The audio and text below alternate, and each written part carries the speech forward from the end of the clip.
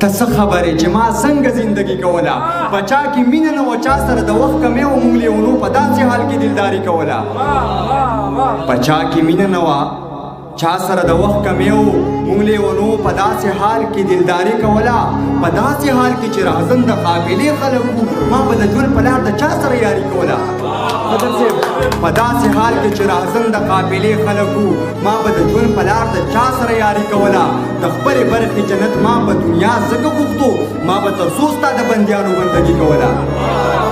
د خپلې برخې جنت ما په دنیا ځکه غوښتو ما به تر څو ستا د بندیانو بندګي کوله زما د برخې د احساس او قلم دغه وسو ما به په شعر کې د خپل قام ترجماني کوله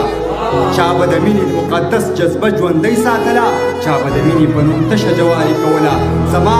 د ډوبې خاموشۍ نه به څوک څه خبر وو هلن کې ما به د وختونو غلامي کوله چې د ادب نه به جامې ښه سریام وتلې عبید ملنګ په داسې وخت کې شاعري کوله